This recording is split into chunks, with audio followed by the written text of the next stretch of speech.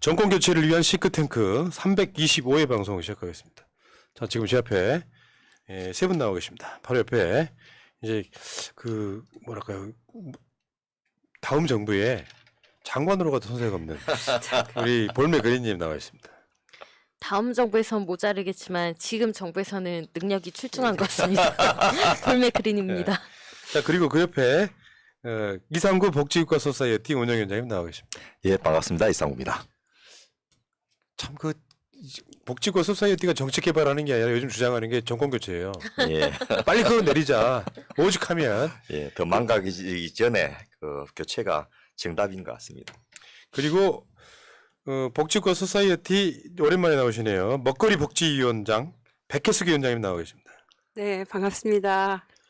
여러분 잘 모르시는 분을 위해서 우리 위원장님이 백혜숙 위원장에 대한 소개를 좀 해주시겠습니다. 예, 우리 백혜숙 위원장님은 지금은 이제 복지국가 소사이어티의 먹거리 복지위원회 위원장도 하고 계시지만은 이 본래 그 식품 유통, 농수산물 유통이 이제 전공이십니다.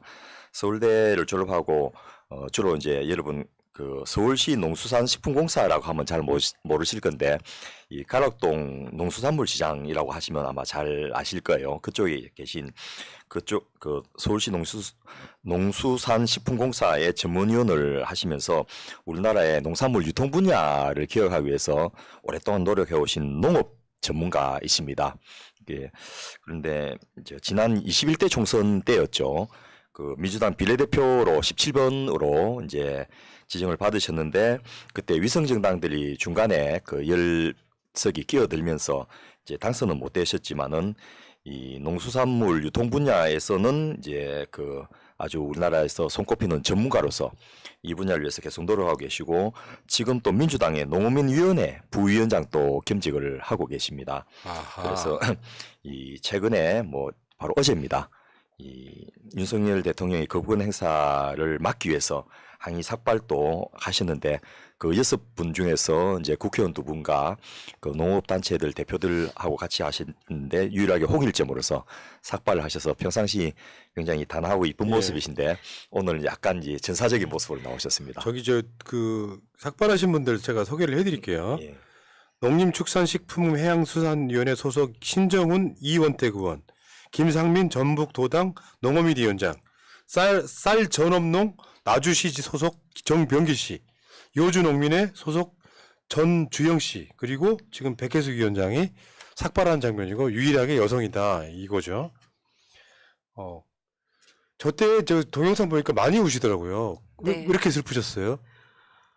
아, 농민들 생각이 났습니다. 그날 현장에서는 3일 동안에 15,000명 이상의 농민들이 양곡관리법 거부권 행사해서는 안 된다라고 서명을 해주셨고 전국 각지에서 800명가량의 농민들이 현장에 오셨어요. 네.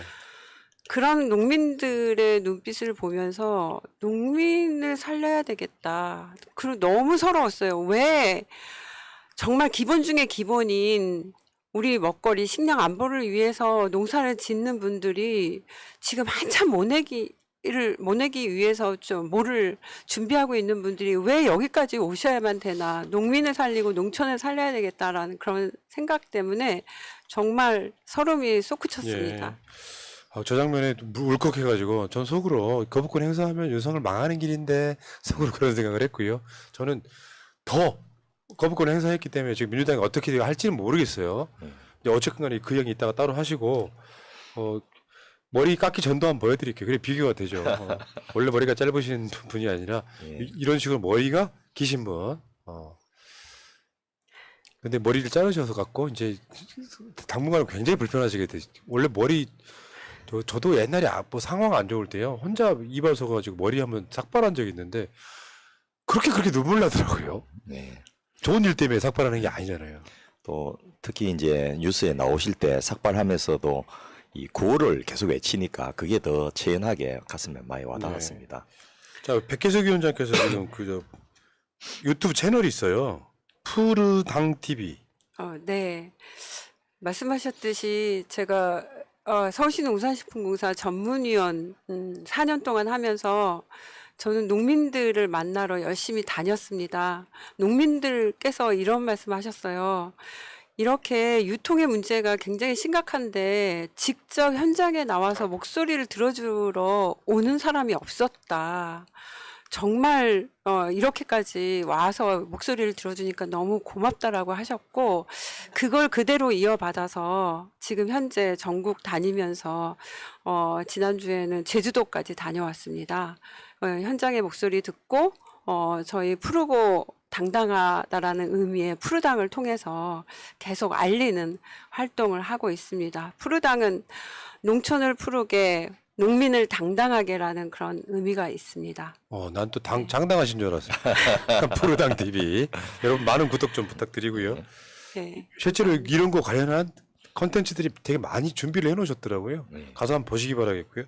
몰라서 구독을 못하는 거지 아는 이상 구독!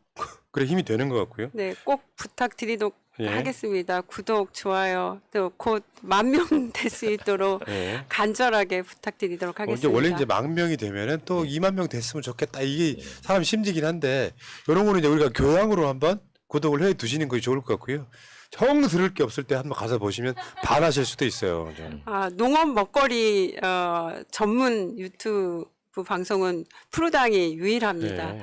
하루 세끼 늘 먹거리하고 접하기 때문에 우리 푸르당 새날과 더불어서 푸르당 많은 구독 부탁드립니다. 서로 연결이 되네. 네, 푸르당의 새날을 만들기 위해서. 네, 그렇죠. 맞습니다. 알겠습니다. 자, 이제 본격적으로 이야기 한번 나눠볼까요? 지금 윤석열이 거부권 행사한 예.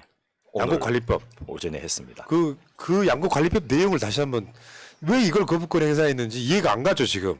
그러니까 이 거부권 행사에 대한 구체적인 내용을 한번 말씀해 주십시오. 네.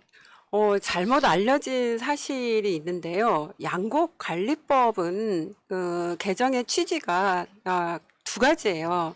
첫 번째는 지금 소비량보다 쌀 생산량이 많아지고 있으니까 쌀 생산량을 줄이기 위해서 논에 다른 작물을 심게 되면은 지원을 해주는 생산 조정제, 즉 논에 다른 작물을 심는 논 타작물 재배 시 지원한다.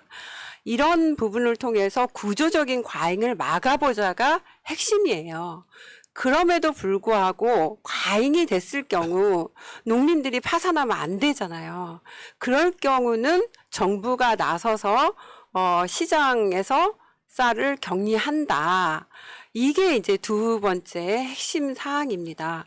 그런데 정부나 국힘에서는 두 번째 사항 가지고 무조건 남는 쌀을 무조건 강제 매입한다. 강제 매입하는 포퓰리즘 법이다. 이런 식으로 호도하면서 우리 국민이 이 쌀에 대해서 식량에 대해서는 식량 안보로 지금 연결되고 있고 기후위기 상황에 국제 곡물가는 치솟고 있는 이런 상황에서 우리 국민은 정확한 정보를 알아야 되는데 정보를 차단시키고 오히려 구조적인 조정, 구조적인 과잉을 막고 일시적인 과잉을 이 두 가지의 안전장치를 통해서 식량 안보를 유지하자라는 근본 취지를 호도하고 있습니다. 그리고 이게 뭐 이번에 새로 제정된 게 아니고 사실은 원인 제공자가 정부에 있었거든요. 2020년 이 법안이 통과됐을 때 그때는 이제 그 수요량을 초과하는 생산량은 그 매입할 수 있다. 그 매입을 해서 이제 소위 말해서 시장에서 쌀값이 더 떨어지지 않도록 해주는 그런 법이 통과됐는데 정부가 이 법안이 통과됐는데 불구하고 할 수 있다라는 조항 때문에 안 해버린 거예요. 그래서 쌀값이 폭락하고 엄청나게 피해를 보니까 안 되겠다. 정부 못 믿겠다. 그래서 국회에서 이제 그 매입하여야 한다라고 매입 의무화를 했는데 물론 그것도 그 애초에 법안이 그 나중에 김진표 국회의장이 조정하는 과정에서 소위 말해서 이빨 다 빠져버렸습니다. 굉장히 순화됐는데도 불구하고 이 그 거의 뭐 거짓말 수준으로 지금 호도를 해가지고 마치 농민들이 떼를 것처럼 그러고 이거 통과되면 나라가 망할 것처럼 이렇게 이야기하고 있는데 첫째 전혀 사실이 아니고 두 번째로 정부가 뭐 저 농림부에 계신 분들 이야기 들어보니까 우리가 이거 했겠습니까? 기재부에서 이걸 강하게 반대를 밀어붙여서 이렇게가 된 겁니다. 이런 이야기까지 하던데 어쨌든 정부의 잘못 때문에 이렇게까지 된 것인데 그 앞뒤를 싹 잘라버리고 그 농민들 떼써갖고 민주당이 포퓰리즘으로 이 법안을 통과시킨 것처럼 이렇게 하면서 이 거부권 행사를 위한 에스컬레이팅 그 농림부 장관이 한번 시사하고 또 이 총리가 또 한번 이야기하고 이 요즘 우리 한 총리님이 조용히 계시다 갑자기 막 그 사삼에도 가시고 굉장히 바빠지셨는데 전부 욕 듣는 거 그 아바타 역할 이런 것만 좀 하시는데 이것도 예. 이제 그 일환으로 보시면 될 것 같습니다. 양곡관리법 거부권 행사를 건의하는. 예. 딱 그걸 뭐 한덕수 하고 싶어 하겠어요? 해달라고? 총리가 거부권 행사했으니까 거부권 행사할게. 요거 유치하잖아요. 어떻게 보면. 그러니까 다 짜고 친 줄 뻔히 아는데 그래서 대통령이 그 윤석열이 거부권 행사할 때도 국무위원회 뜻을 존중해서 거부권 행사한다 막 이렇게 또 이야기를 했더만요. 네, 좀 좀 구체적으로 설명을 드리면은요, 저희가 과정을 알아야, 이런 결과가 나왔고, 이런 결과에 대해서 어떻게 대응해야 되겠구나라는 대응 방안까지 나올 수 있습니다. 이렇게 되게 된 원인이 뭐냐면은요, 2020년도에 공익형 직불제를 도입하면서 과거에는 농민들이 쌀을 생산하게 되면은 국회의원들이 목표 가격이라는 걸 했습니다. 그래서 쌀에 대한 목표 가격을 정하고 시장 가격이 하락하게 되면은 약 85% 정도를 농민에게 보조를 해줘서 농민들이 지속적으로 농사를 지을 수 있도록 그렇게 해주었는데 2020년도에 공익형 직불제라고 하는 부분이 도입이 되면서 이 쌀에 대한 부분을 정부가 약속을 했어요. 과잉이 됐을 경우, 즉 생산량이 3% 이상 늘어났을 경우, 그리고 가격이 5% 이상 하락했을 경우 정부에서 매입을 해주겠다, 시장 격리를 하겠다라고 약속을 했습니다.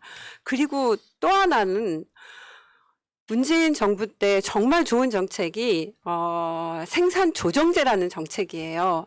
논의 다른 작물을 재배할 경우 보조를 해주는 생산 조정제를 2018년부터 2020년까지 시행을 했었는데 연간 한 650억 원 가량만 투입이 되면 이 논에다 다른 작물을 재배를 해서 쌀 생산량하고 다른 작물, 콩, 옥수수, 밀과 같은 이런 부분들이 좀 안정적으로 생산이 됐습니다. 그래서 시장에서 쌀을 격리할 필요가 없었어요. 아주 좋은 그런 정책이었는데 기재부에서 그거 폐지해라. 그래서 그게 폐지가 되니까 쌀 생산 조정제가 폐지가 되니까 그럼 뭐예요? 보조금 못 받으니까 논에 다시 쌀을 심어야죠. 그래서 과잉이 나타나게 된 원인입니다. 기재부의 탓이고 그 다음에 이렇게 과잉이 나타나게 된 다음에 정부가 약속한 것을 이행하지 않은 정부의 탓, 농식품부의 탓, 기재부의 탓, 농식품부의 탓이 되게 된 거죠. 이게 정권이 바뀌었다 그래서요. 정책을 홀라당홀당 뒤집으면 그게 소위 말하면 혼란의 문제가 아니라 전 나라 망하는 네. 지름길이라고 생각해요. 그러니까 맞습니다. 연속선상에서 받아야 될 건 받아야 되는데 아까 그 정부 LCR 정책인가 있잖아요. 보조금 주는 거. 다른 나라 풍력 회사들이 들어와서 우리나라 사람 고용하고 가면 그거를 문재인 정부에서 했다고 혼란하고 없애버려. 이 방식하고 똑같은 거라고 저는 생각이 예, 들어요. 맞습니다. 이거 아니에요. 그 윤석열이 한 말이 이건 포퓰리즘이기 때문에 거부권 행사한다 이런 건데 국민한테 좋은 건 포퓰리즘이나 해랩이라도 해야 되는 거잖아요. 거부하는 논리가 이상한 거지. 예. 그리고 이게 하루 이틀 논의된 게 아니고 그 계속해서 8개월 이상 논의를 해가지고 조정 작업을 거친 내용이거든요. 그래서 마지막에 이제 김진표 국회의장이 어떻게 조정했냐면 그 재배 면적이 증가하면 매입하지 않을 수 있게 된 거예요. 그래서 지금 현재 72만 7천 헥타르 정도에서 쌀을 생산하고 있는데 이 재배 면적이 더 증가하면 그거는 이 뭐 의무 매입 조항에서 빠지는 그런 행태이기 때문에 사실은 이거 매입해줘도 농민들이 쌀 농사 더 늘리나고 이렇게 안 하거든요. 그런데 지난번 여러분 기억하시는 대로 그 생산량이 많아지면 안 되니까 소출이 적은 품종을 재배하라고 막 국가가 거꾸로 권장하는 신동진에서 참동진으로. 그러니까요. 이런 말도 안 되는 일을 벌이더니 급기야는 이 거부권을 행사하기까지 달했는데 지난번 국회의장이 이 법안을 수정한 것 만 해도 벌써 농민 피해 방치법이라고 이렇게 이제 농민들이 반대했는데 그래도 어쨌든 이걸 통과시켜야지 될 거 아니냐라고 해서 겨우겨우 따독거려서 통과시켜놨는데 지금 그조차도 못하겠다라고 거부권을 행사하고 그러니까 이게 굉장히 중요한 구조가 있어요. 예. 뭐냐면 농민을 위해서 뭔가 정책을 했는데 요거를 줄여 예. 쉽게 표현하면 계약이 되는 거예요. 그 계약이 된 걸로는 통과시키면 안 된다라고 반대를 하니까 윤석열 정권은 농민들이 반대한다라고 거부권 행사하는 구조. 예. 희한하잖아요. 근데 그 농민도 그 논리가 비약한 게 한국 경영 농업인 중앙회라는 한농연이라는 그 단체가 반대한다. 쌀 전원농 연합회가 반대한다. 이런 논리를 펴는데요. 중앙에서만 그러고 지금 지역에 있는 농민분들은 양곡관리법 통과돼야 된다라고 어저께 전국에서 올라와서 목소리를 내고 있는 그런 상황입니다. 단체가 반대한다라는 거는 그거는 논리에 맞지도 않고요. 단체의 대표 일부 몇 명이 그렇게 이야기하는 거죠. 그 여론조사도 안 하고 의견 수렴도 안 하고 그냥 저희들이 맞습니다. 예. 농림부 정치 그 눈치 보면서 그냥 이렇게 쇼를 하는 거죠. 저번에 한번 대통령실이 빌드업을 했잖아요. 예. 이 법이 통과되니까 농민들 의견을 들어보고 결정하겠다. 예. 그것마저도 안 할 수는 없으니까 했는데 결국은 안 들었다고 보는 게 맞을 것 같고 자기 입맛에 맞는 농민들만 골라 들은 거죠. 아까 우리가 이 시사방송에서도 여론조사 결과를 보여드렸거든요. 국민 다수는 이거 통과시켜라. 네. 요거는 아마 캠페인이 많이 안 된 상황에서도 국민들은 이건 중요하다고 생각을 하고 있는 것 같은데 네. 또 국민 뜻과 완전히 정반대로 가버린 어떻게 보면 참사라고 저는 일단 보는 거고요. 맞습니다. 자, 그 다음에 여론조사 아까 보여드렸죠. 이렇게 그것만 보여주세요. 그것만 좀 비중 더 높은 걸로. 뒤에 거 보여줄 필요가 없어요. 55대 37이면 거의 20% 차이 납니다. 예. 국민들은 농사를 짓건 안 짓건 거부권 행사하면 안 된다라고 했는데 또 국민 뜻과 반대로 가고 있습니다. 네, 민주당에서 민생법안 1호라고 해서 거부권을 행사하는 거라고 추측을 할 수 있고요. 이제 계속해서 뭐 간호법이라든가 여러 가지 민주당에서 민생을 위한 국가를 위한 그런 법안에 대한 거부권을 이번 양곡관리법을 통해서 줄줄이 거부하겠다라는 신호탄이라고 보고 있습니다. 예. 자, 근데 이게 정부의 의견이 상당히 반영됐다. 정부가 이렇게 하면 안 된다 해가지고 김진표 의장이 중재를 해서 정부의 의견이 반영돼갖고 법을 만들어서 통과를 시켰는데 정부의 의견이 반영 안 됐다면 이게 거부권 논리도 되는데 예. 정부 의견이 반영됐는데도 거부권 행사해. 그럼 정부 의견을 왜 내? 그러니까요. 심지어는 한덕수 총리는 이 농민이 초과 생산한 쌀을 정부가 다 사들여야 한다. 이렇게 담화문에서 이야기하면서 쌀 강제 매수법이다. 이렇게 하는데 이거 새빨간 거짓말입니다. 강제로 다 사주는 게 아니에요. 3%에서 5%라는 그런 얘기를 좀 더 명확하게 알아야 되는데요. 그 양곡관리법 2020년도에 개정할 당시 3%하고 5%가 왜 나왔냐면 생산량이 3% 이상 되고 가격이 5% 이상 하락했을 경우 이 부분은요.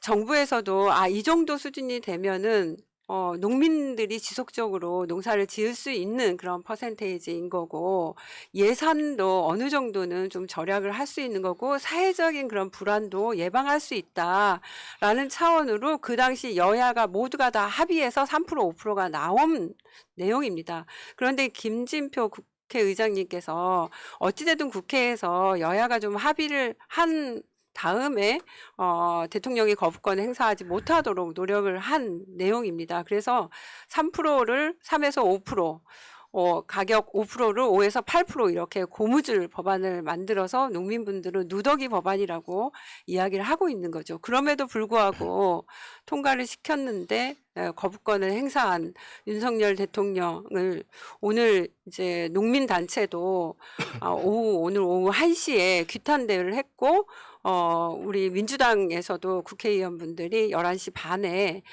모여서 예. 규탄대회를 했습니다. 희한한 게요. 이 돌아가면서 이제 매기기 하는 건데 노조 때려잡기 한참 있다가 예. 지금 반대로 말하면 농민 때려잡기잖아요. 예. 요거는 아마 시대가 흐르고 역사가 발전하고 양극화가 심해지고 여러 가지 과정을 거치면서 농민만큼은 최소한 쌀만큼은 우리 주식인 쌀만큼은 보호해야 된다라고 하는 시대적 요청에 의해서 만들어진 법안을 이 핑계 저 핑계를 들어서 거부권 행사하는 이 상황인데 지금 거부권 행사하면서 이거잖아요. 악법이다. 예. 이거 악법이다. 여기에 대한 반론 좀 해주십시오. 일단 뭐 앞서 말씀드렸던 대로 정부 의견은 충분히 반영된 법이고 요 쌀 생산량, 초과 생산량 3%가 어떤 선이냐 하면요.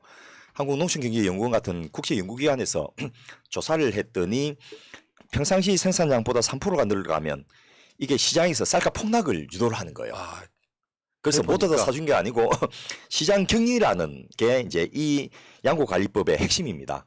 그 초과된 부분이 시장에 나가서 쌀값을 폭락시키지 않도록 요거를 싹 빼주면 쌀값이 유지가 될 수 있다는 거죠. 그리고 또 하나가 우리가 뭐 다른 식량은 어떻게 하더라도 쌀은 주식이니까 요것의 자급률을 90%를 유지해야 되는데 요 90%를 유지할 수 있는 선이 바로 이 3% 선이라는 거죠. 3% 초과 생산. 예.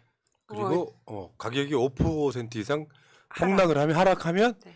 정부가 의무적으로 매입할 수 있게 해주는 거 좋은데 왜? 그걸 강제 매입법이라고 호도를 해서는 절대 안 되는 거고요. 우리나라 전반적인 그런 상황을 보고 이건 국가의 책무라는 부분을 들여다 봐야 됩니다. 기후위기 심화되고 있고 국제 곡물가 계속 치솟고 있다라고 했잖아요. 그리고 우리나라 OECD 국가 중에서 식량 자급률, 네, 특히 곡물이라고 하는 쌀, 밀, 옥수수, 콩 이런 곡물 자급률 같은 경우는요. 20%가 지금 못 미치고 있는 상황입니다. 특히 가축에게 먹이는 조사료 같은 경우 다 수입을 해오는 상황인데 이 양곡관리법을 통해서 즉 논에 다른 작물 밀, 콩, 옥수수, 조사료 같은 걸 심어서 자급률도 높이고 쌀 과잉된 것도 줄이고 이렇게 두 가지 좋은 이런 장점을 가지고 양곡관리법으로 좀 국가의 책임, 즉 국가의 책임이라고 하는 건 헌법 123조 4항에 나와 있습니다. 농수산물 수급 균형하고 유통 구조 개선에 노력을 해서 물가 안정, 가격 안정에 기여하는 게 이 국가의 책무예요. 그러네요. 네. 위원장님 말씀하신 거 들어보니까 진짜 그 중요한 게 있었네. 우리가 길거리 지나가다가 콩 무슨 서리태 국산이라고 하면 사람들이 막 사잖아요. 예. 국산 찾기가 너무 힘든 거예요. 참깨, 들깨 다 포함하는데 이 법이 만들어지면 그런 작물들도 국산화율이 높아지겠다 이런 생각이 드네. 그러니까 단순하게 쌀의 문제만은 아니네요. 그러니까 요 양국관리법이 쌀 그 의무매수법이 한 조항이 있고 또 다른 조항은 이제 그 필수 작물들에 대해서 국가가 지원해서 이걸 더 생산하도록 하는 부분이 있는데 그거는 지금 그 있는지도 국민들 거의 모르도록 하고 있지 않습니까? 우리 볼메 그린님이 장보러 갈 때 쌀 사는 비중하고 다른 뭐 그 밀가루나 이 부식 사는 비중을 비교해보면 어떻습니까? 쌀이 전체 장바구니에서 차지한 포션은 얼마 안 되지 않습니까? 네. 그런데 이게 포션이 얼마 안 된다면 그만큼 경제에서 차지한 비중도 적은데 그래도 이거는 주식이니까 국가가 어느 정도는 의무적으로 확보해야 된다라는 조항이 하나 있고 또 하나가 실제로 국민들이 많이 소비하는 그 밀이나 이런 거는 거의 뭐 99%까지 수입이거든요. 이런 부분에 대해서 사실은 정부가 방치해놓고 있었던 거죠. 근데 이런 내용들이 언론에는 전혀 보도가 되지 않고 있고 정부 주장은 이런 내용과 반대되는 것처럼 모든 쌀을 다 사줘야 된다. 그다음에 이 법을 믿고 농민들이 초과 생산하면 어떡하냐. 그것까지 사줘야 된다. 근데 예. 그거는 이미 막아져 있다고 되어 예, 있었고 이런 내용을 다 방치하고 있기 때문에 한쪽의 내용만 들리니까 여기에 대해서 국민들이 대체적으로 좀 관심이 저조한 예. 게 참 제가 어려운 그 중국에 그 출장을 가다가 이제 이 양자강 옆에 그 소위 말해서 화남평야라는 데를 지나게 됐는데 집집마다 이 벌판 한가운데 3층짜리 집이 다 즐비하게 있는 거예요. 그래서 아니 농민들이 어떻게 저렇게 잘 샀냐 물었더니 아 이거는 우리 중앙 정부에서 그 추곡 수매를 할 때 그 일부러 저고가 정책을 쓰는 게 아니고 고고가 정책을 쓴답니다. 왜냐하면 농촌에서 이촌 향도 해가지고 도시가 활성화되고 잘 살게 됐으니까 도시민들이 쌀을 비싸게 사주라. 라고 중앙정부가 고가를 생산가보다 더 높게 쳐주도록 하는 거죠. 그래서 농민들이 1층에는 트랙터 놓고 2층에는 자기 가정집하고 3층에는 애들 사고 이런 식으로 3층집을 하고 대신에 또 여기는 이제 2모작을 넘어서 3모작, 3모작까지 되는 그런 땅이거든. 고온다습하고 비옥하니까. 근데 거기를 휴경을 할 때 따로 돈을 더 주고 이런 식으로 해서 농민 우대 정책을 펴는데 우리나라는 사실 우리 농민들이 지금 화가 날 이유가 있는 게 지금까지 저고가 정책으로 그 억압당해왔고 수탈당해왔지 않습니까? 뭐 일제에 의해서 수탈당한 거는 또 어쩔 수 없다 하지만은 중앙정부에 의해서 또 도시민들에 의해서 상대적으로 손해를 봐왔는데 이거 뭐 더 벌겠다는 것이 아니고 그동안 벌던 만큼만이라도 벌게 해달라. 그러니까 농민들이 대부분 70대지 않습니까? 살아가려 얼마 안 남았는데 내 살아있을 동안만이라도 이거 하던 거 그냥 하게 해달라. 이런 정도의 그 외침인데 이걸 뭐 외면한 정도가 아니고 밟아버리니까 이건 좀 너무하다는 생각도 듭니다. 저는 그 민주당 문제도 있다고 생각하는 게 이런 건요. 민주당이 180석이 있을 때 그렇죠. 초반에 했어야 돼요. 이낙연 대표님. 예, 성질나 맞습니다. 죽겠네. 자, 시기 다 놓치고. 아. 예. 근데 지금 더 중요한 이야기 한번 해볼게요. 이 양곡관리법에서 중요한 건 사 먹는 사람이잖아요. 소비자 입장에서는 예. 전혀 반영이 안 되고 있는 측면이 있잖아요. 예. 우리 백 대표님이 그 지난번에 이 내용으로 소비자 관점이 더 있어야 되고 있다는 내용으로 칼럼도 쓰셨던데 그게 왜 그런지 한번 이야기해 주시죠. 네. 그 농민들 관점에서 많은 이야기들이 오고 있는데 이 쌀에 대한 부분은 농민 생산의 문제만이 아니라 유통하고 특히 이제 소비의 문제예요. 연간 우리 쌀 소비량이 굉장히 많이 줄어들었는데 밀 소비량하고 쌀 소비량을 보면은 쌀은 56.9%, 밀은 36.9%, 거의 이제 계속해서 이렇게 밀 소비량이 올라오고 있는 그런 상황이에요. 근데 이러한 이제 정보들을 농민뿐만 아니라 소비자분들한테도 이 문제를 정확하게 좀 알려야 되는데 정부에서 소비자에게 알리는 정책이 별로 눈 씻고 찾아볼 수가 없어요. 대부분 이제 소비자 단체분들께 이번 양곡관리법에 대해서도 정부의 입장만 계속해서 어필하고 세금 막대한 어마어마한 천문학적인 세금이 들어갑니다. 이런 얘기를 하고 무조건 쌀을 사줘야만 되는 이런 악법입니다. 이렇게 얘기를 하니까 소비자단체 분들도 정부하고 같이 일을 해야 되고 하니까 그런 부분들을 또 뭐 무조건 믿는다 이런 건 아니지만 같이 협력해서 일을 해야 되니까 믿게 되시는 거고 이런 부분들을 또 소비자분들께 많이 알려서 소비자가 선택할 수 있는 그런 내용이 돼야 되는데 그런 채널이 전혀 없다라는 거예요. 우리 현재 농업 먹거리 관련한 이런 유튜브라든가 다른 채널들을 통해서 알려지는 그런 경우가 없잖아요. 그래서 소비자도 많이 배제돼 있고 그다음에 정말 중요한 국가 안보, 식량 안보라는 그런 차원에서 우리 국민이 판단할 수 있는 그런 정보라든가 채널이 없다라는 부분을 제가 말씀드리고 그러니까 저 있습니다. 푸르당 TV를 구독해달라는 이야기죠. 네, 맞습니다. 지금 밀은 그 자급률이 1.1%입니다. 그러니까 98.9%를 수입하고 있다는 이야기거든요. 예. 근데 국민들은 연간 30 한 7kg 정도를 밀을 소비하고 있어요. 근데 이 국민들의 밀에 대한 수요는 지금 싸그리 무시당하고 있거든요. 식량 작업이라 하면 쌀뿐만 아니고 밀도 이제 생각해야 되는데 면 많이 먹으니까. 예, 그런데 이 생산 전환 정책 같은 것들을 해가지고 쌀 농사 짓던 분들이 밀 농사를 전환하게 하면 그만큼 자금률이 높아질 거 아닙니까? 근데 그런 거는 그 하지도 않고 또 알리지도 않고 있고 두 번째로 소비 지원 정책. 이 국민들이 쌀을 많이 소비할 수 있도록 지원하는 여러 가지 정책들도 필요한데 그런 것도 도외시하고 손 놓고 있으면서 무조건 아무 대책 없이 생산된 쌀만 자꾸 사달라고 한다. 이렇게 자기들이 할 건 안 하고 이렇게 항변을 하고 있는 것은 좀 뭐랄까 무능력을 넘어서 무책임이 아닌가 이런 느낌도 듭니다. 네, 소비자 같은 경우 요즘에는 윤리 소비하고 가치 소비를 하시잖아요. 그래서 이 쌀 같은 경우도 친환경 쌀에 대한 그런 소비 욕구도 있으신데 지금 현재 쌀 생산이 과잉이 된다 그러면은 친환경 쌀로 얼마든지 전환이 가능하거든요. 요즘에 소비자분들도 고품질의 쌀을 소비하시려고 노력을 하시고 그리고 그러면은 이 외국 쌀보다는 우리 국내산 쌀을 소비를 해서 우리 농가도 살려야지. 어떻게 농민이 죽어가는데 우리만 살 수 있느냐.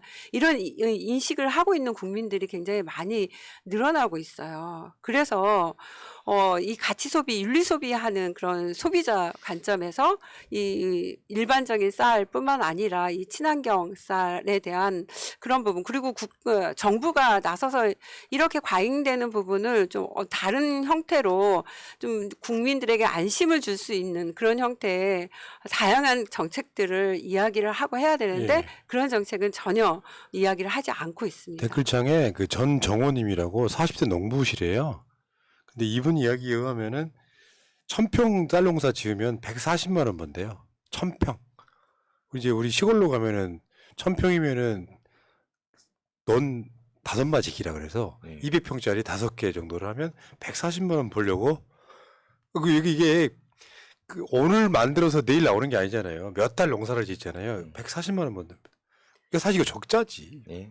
네, 그 농가에서 이제 농사를 짓기 위해서 여러 가지 뭐 비료라든가 이런 것들을 구입하는 비용이 있는데 이 구입 지수가 12%가 물가가 올랐어요. 이 여러 가지 이제 농기구 뭐 이거 퇴비 막 이런 것들 구입을 하는 그 구입비는 12%가 물가가 올랐고요. 근데 판매 지수라는 게 있어요. 농사를 지어서 1년 내내 힘들게 농사 지어서 판매하는 판매 지수는 2.3% 하락했습니다. 그러니까 농가 부채가 지금 굉장히 위험한 수준까지 올라가고 있어요. 폭탄 수준이에요. 예. 그런 부분들을 지금 방치하고 있습니다. 그러니까 결국에는 이 얘기가 점핑하는 것 같지만 이거 반대하는 이유는 다를 게 없습니다. 부자들 세금 더 내게 할 수 없다. 이런데 세금 쓸 수 없다. 요거고 진짜 중요한 식량 안보 이야기 조금만 더 깊게 한번 들어가 봐요. 예.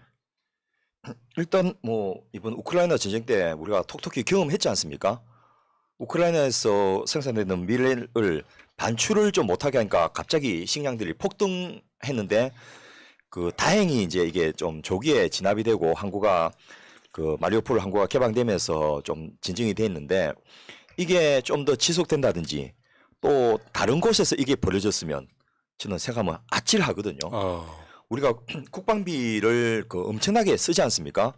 근데 우리나라 전쟁 지난 70년간 없었잖아요. 그래도 국민들 국방비 지출하는 것에 대해서는 아깝다는 이야기 한 사람 아무도 없거든요. 그런데 똑같은 안보라는 측면에서 국방 안보뿐만 아니고 식량 안보도 중요한데 식량 안보에 그 비용을 지출하는 것을 아깝다 생각하는 것 자체가 조금 말이 안 되지 않습니까? 더 나아간 거는요. 그러니까 언론에 여러 가지 언론 플레이를 지금 하고 있는데요. 우리나라 현재 농민들의 수가 230만이 안 됩니다. 3% 수준이에요. 전 국민의 3% 수준인데 어떤 분은 이런 말을 해요. 뭐 영국, 뭐 프랑스, 독일 이런 데를 합한 인구보다 농부의 인구보다 우리나라 농부 인구가 많다, 줄여야 된다 이런 심지어 이런 말까지 하면서 여론을 호도하는 경우가 상당히 있어서 너무 안타깝습니다. 야, 불과 얼마 전에 제 기억에 농민 인구 1000만이라고 그랬거든요. 예. 급속도로 줄어든 거 아니에요? 그렇습니다. 230만이면? 그런데 우리 윤석열 대통령이 좋아하는 일본은 총리가 나서서 식량 안보 정책을 직접 챙기거든요. 식량 자급 대책 같은 것들을 수립해서 매년 발표를 하고 있고요. 제가 알기로도 해외에 농지를 직접 개발해서 거기서 생산해서 일본으로 가져가도록 의무 조항을 더 가지고 현지 국가하고 계약을 하고 또 우리가 잘 모르는 나라들에서도 제가 일본이 와서 농사 지은 것들을 많이 봤어요. 지난번에 잠깐 말씀드렸듯이 탄자니아 가니까 일본의 고시가리 쌀이 나오는 거예요. 일본 내에서도 후지산 뒤에 그 태풍이 없는 곳에서만 일부 생산되는 진짜 맛있는 쌀인데 그 탄자니아 벌판에서 그걸 생산하고 있는 거예요. 왜냐하면 그쪽은 뭐 타이푼, 윌리, 허리케인 아무것도 없거든요. 그리고 농사를 지은 적이 없어서 토지가 굉장히 비옥하니까 이게 잘 되는 거죠.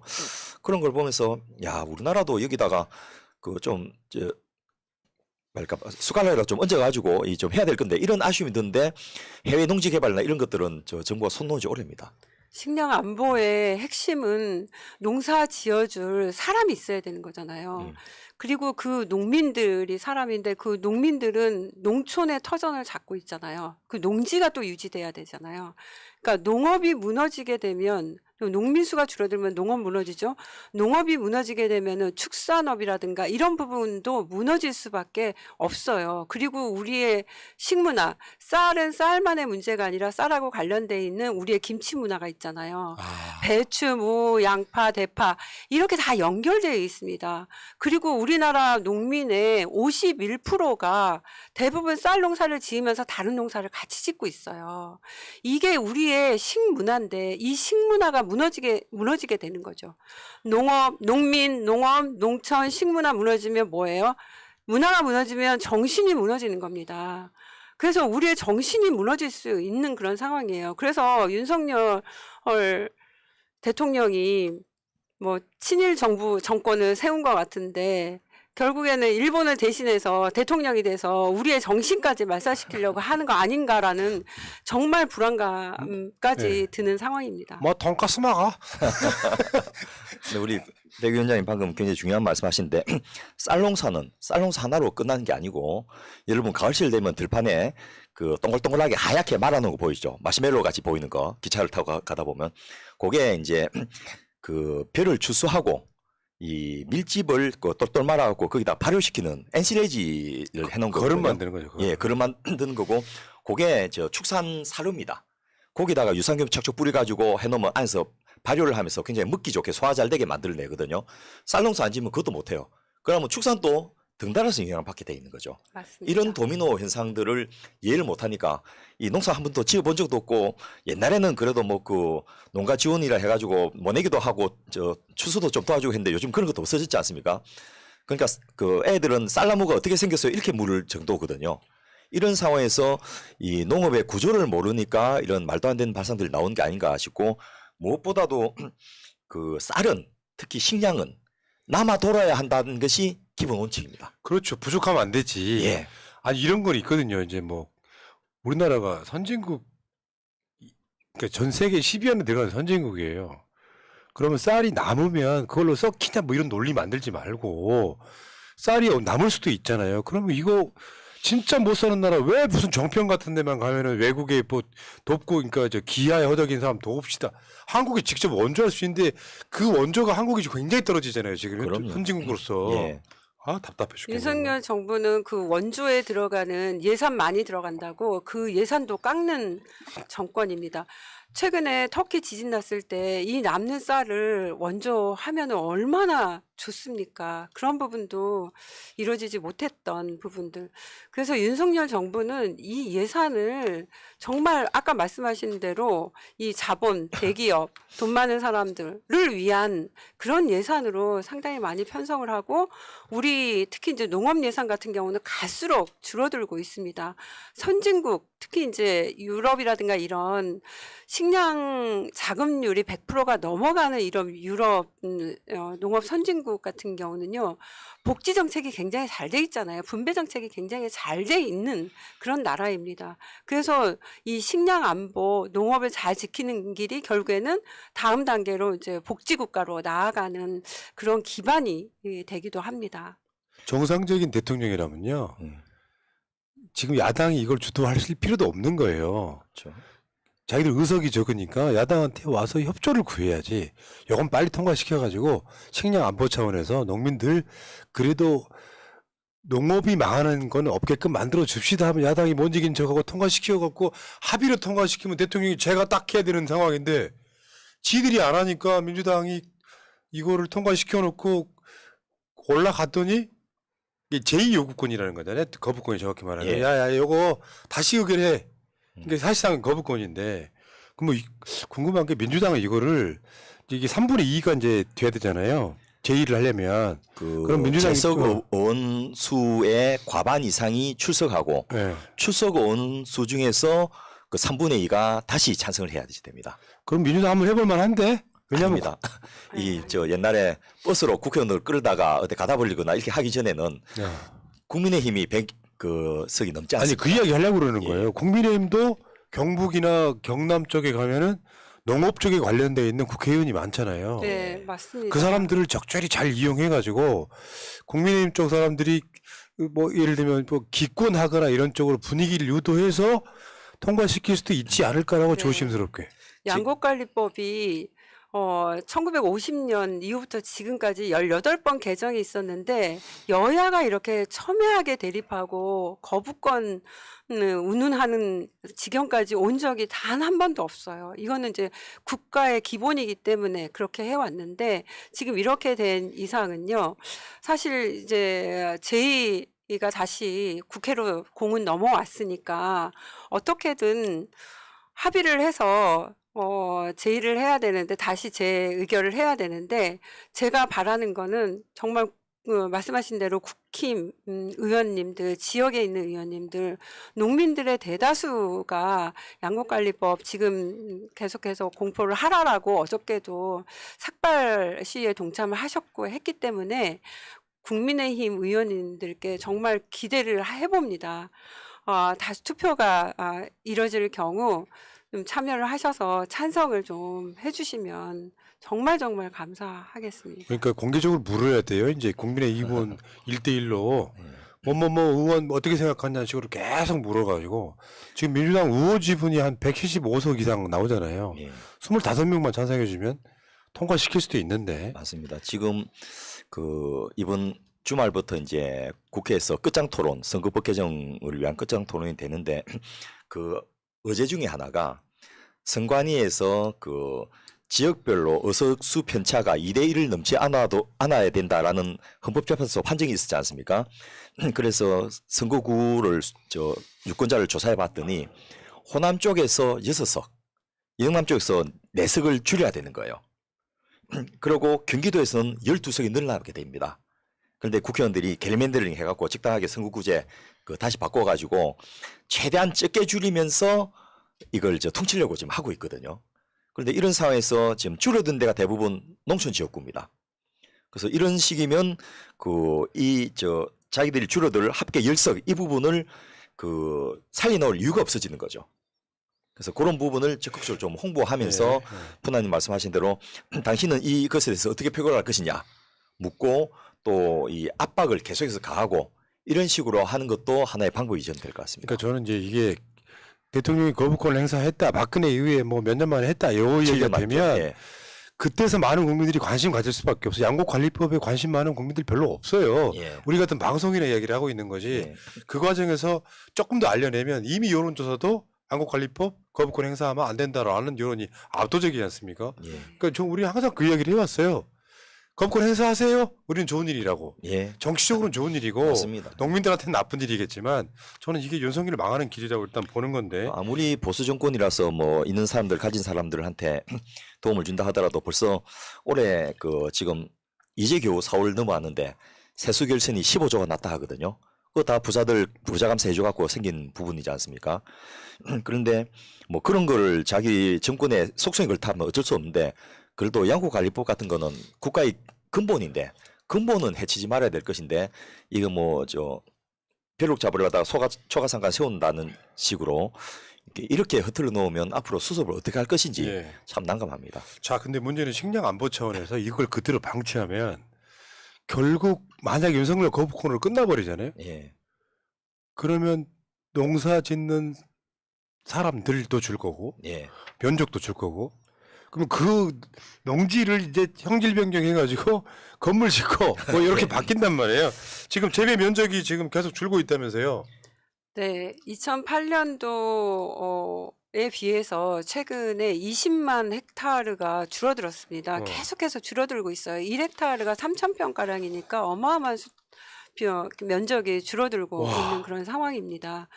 이 상황에서 만약에 기후가 조금이라도 좀 위험하게 되면은 이 생산량은 뚝 떨어질 수밖에 없어요. 그러면은 국내 생산량이 떨어지게 되면 외국에서 어마어마한 비용으로 또 수입을 해와야 되거든요.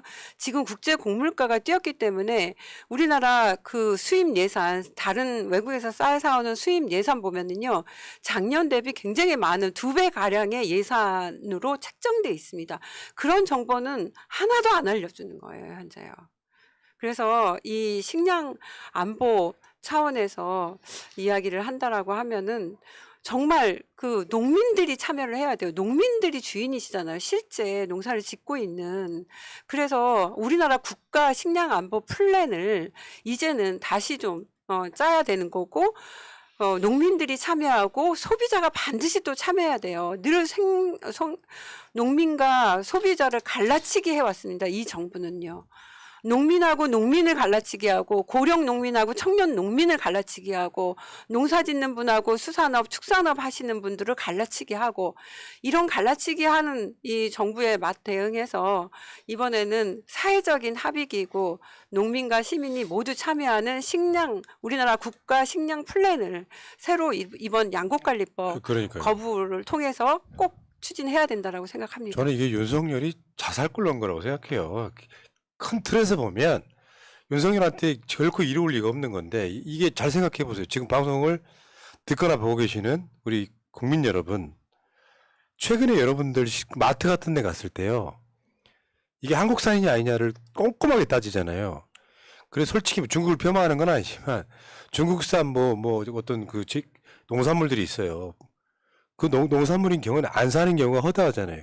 근데 국산 찾기가 굉장히 힘들어졌어요. 웬만한 어떤 품목에서는. 특히 농수산물도 마찬가지로.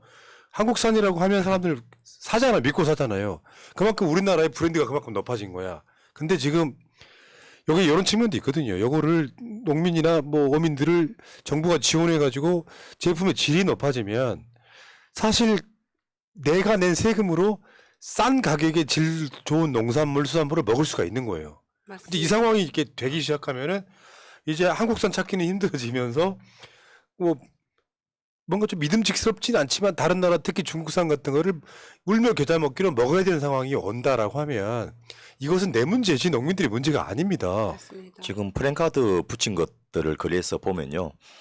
그 일본산 후쿠시마 그 수산물은 사주면서 한국인이 생산한 우리 농민이 생산한 쌀은 안 사주느냐 뭐 이런 아주 자극적인 문구들이 들었었는데 이 다수 국민들이 그에 대해서 상당히 호응을 하고 있는 것 같거든요. 그래서 아주 이게 좀 극명하게 대비되는 부분이기 때문에 그런 것도 저는 좀 강조를 하고 싶고 또 하나가 실제로 이번 일을 계기로 식량 안보에 대해서 전면적으로 공론화와 국가 정책을 한번 살펴봐야 될 것 같은데 지난 시간에 저희가 말씀드렸듯이 카길, 드필리스 이런 곡물 5대 메이저, 7대 메이저 여기에 한국은 하나도 지분이 없거든요.